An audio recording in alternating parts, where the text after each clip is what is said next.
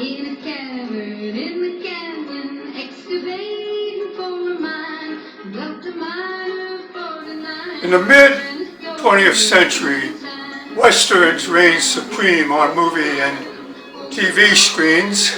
Most Westerns had a good guy, bad guy formula. The really good Westerns created their own formula. My Road to a Shootout is one of the really good Westerns. The following is one of many drama-packed scenes leading to a startling ending in Las Vegas, New Mexico in the year 1885. This video confrontation begins with the protagonist, John Henry Summerfield, speaking to a local deputy. From my experience, deputy, there never is a good time to see your ill-tempered sheriff.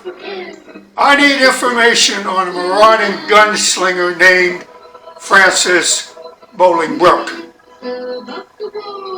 You cannot see. I can warn you not to disturb the sheriff during his lunch hour.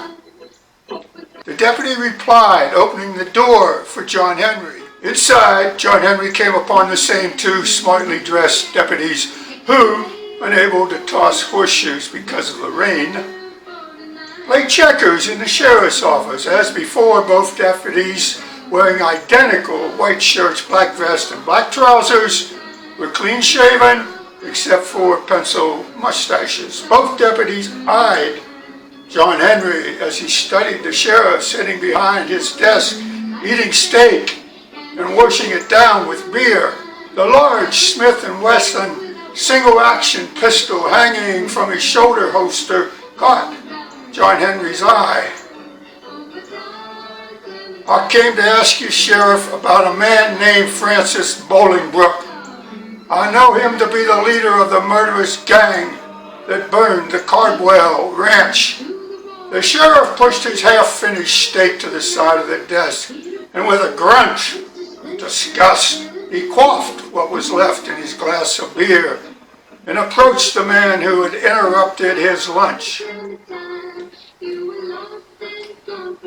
I heard some Texas boys killed ya in Mexico, and here you are turning up like a bad penny, interrupting my lunch hour once again. Are you looking for another beaten Summerfield? I've had my fill of beatings this year, Sheriff. I overlooked the last one you gave me, but if you have a second one in mind, consequences will fall on you. Y'all don't say. Did you hear that, deputies?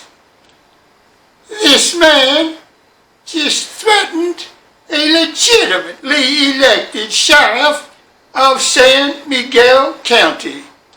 I know you for the Fort Hays City Scuffle who shot 7 Texas cowboys in 2 days. Not exactly sure what a scuffle is, but if he's one you just referenced at Fort Hays City, then you know I'm not a man to be fooled with. No one's fooling around here, Summerfield. I am well within my rights to pursue my duty as I see fit. Grab him, boys. The deputies drew their mother-of-pearl grip pistols and grasped John Henry by his arms. He felt 2 pistols pressing into his back. The sheriff searched the restrained man for weapons and found none. I ought to beat you to a pulp. Instead, I think I'll put the word out to vigilante boys who don't take kindly to ranch burners.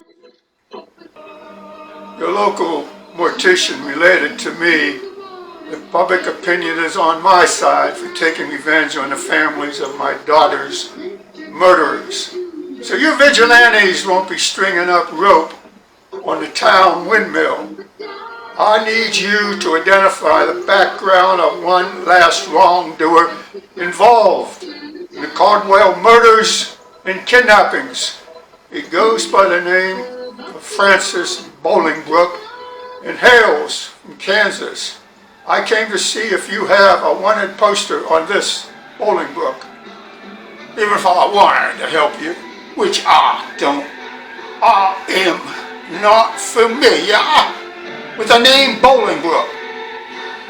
Now get the hell out of my office before I beat you up to a bloody mess.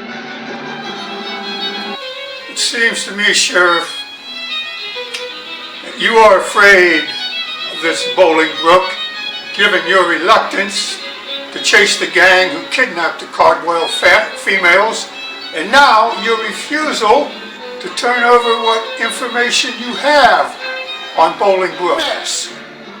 Deputies, throw him the hell out. The deputies roughly escorted John Henry to the porch. The sheriff caught him up and exclaimed,